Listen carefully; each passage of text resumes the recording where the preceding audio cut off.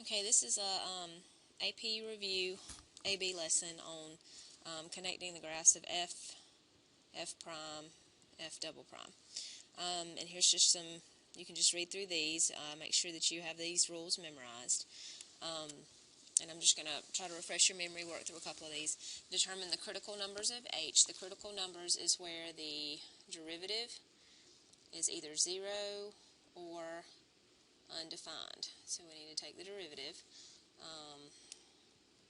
6x squared minus 4x cubed and set it equal to 0. I can factor out a 2x squared.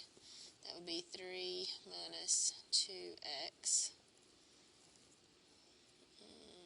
Yeah. So x would be 0, or x would be something. X would be 3/2. So we have 0 and 3/2 are our critical numbers. Determine the intervals where h is increasing or decreasing. Remember, it's increasing where h prime is greater than 0, decreasing where h prime is less than 0. So you do a sine graph. That's going to be 0 and 1.5, which is 3/2.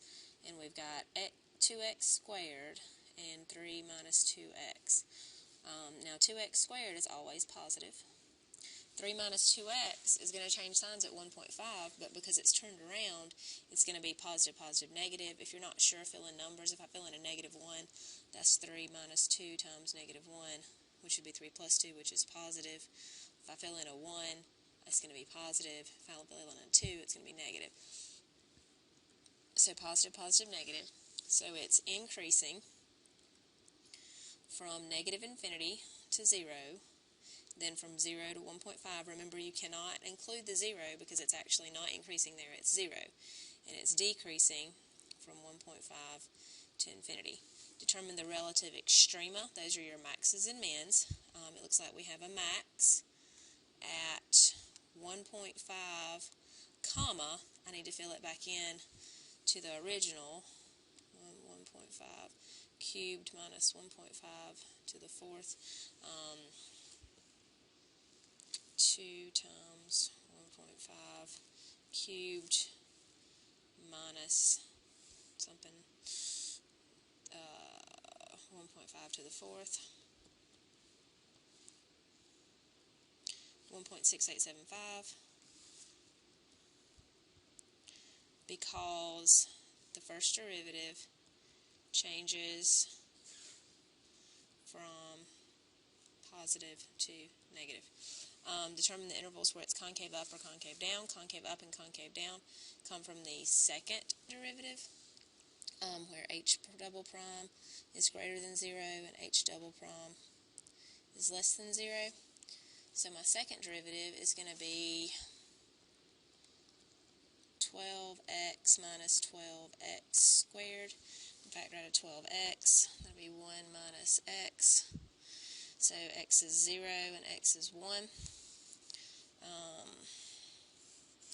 Let's make sure we label our sine graphs. So let's see, 0, 1, 12x, 1 minus x.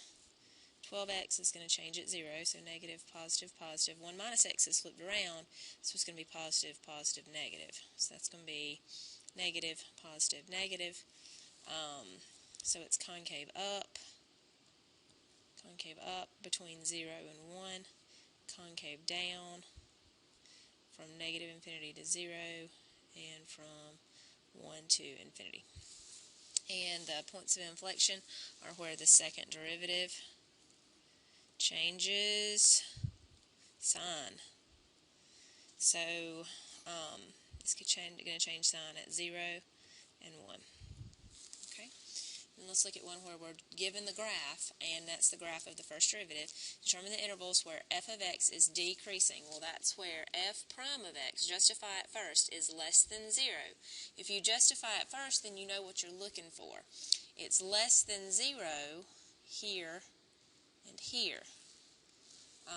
So that's from -infinity to -1, and from 5 to infinity. Determine the intervals where f of x is increasing. Justify it first. That's where the first derivative, is greater than 0.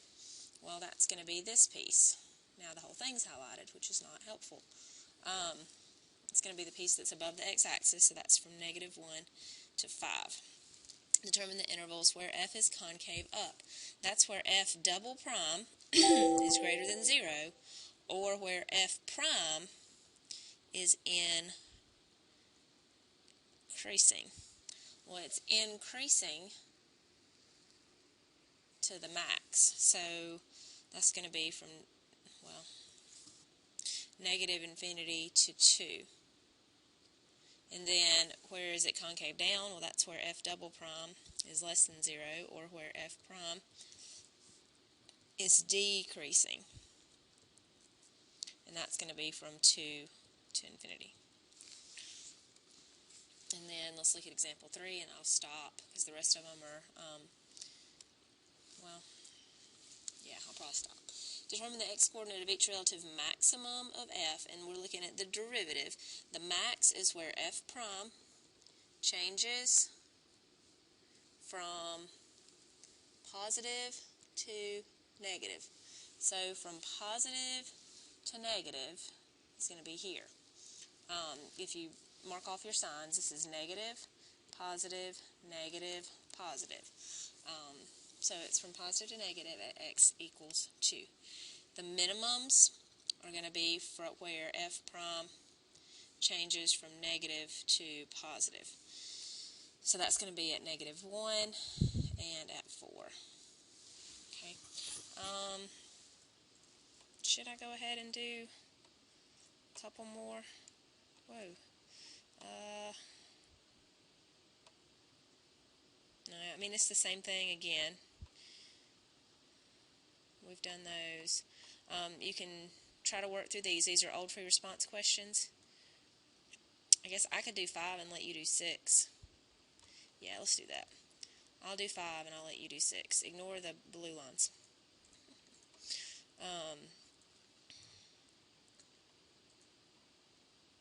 Okay.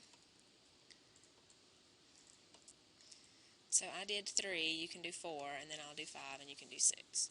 And I'll have the key where you can find it, and then there's a bunch of multiple choice after this. And let me quickly get rid of those. They're getting on my nerves. I think I made it worse. It's fine. Let f be a function that is continuous. The function f and its derivatives have properties indicated in the table below. Determine the coordinates of the relative max. A max is where the first derivative changes from positive to negative. First derivative, positive to negative. So it changes from positive to negative at x equal 3. So, and it's the coordinate, so it's x equals 3, y is 2, so it's the point 3, 2. And then sketch a possible graph of f on the graph below. So at the point 3, 2, I did not grab the bottom of the graph. I should be able to figure that out. Let's see. 3, 2 would be here. And if we look up at this chart, when it's positive, it looks like this. Negative, it looks like this. Concave up looks like that.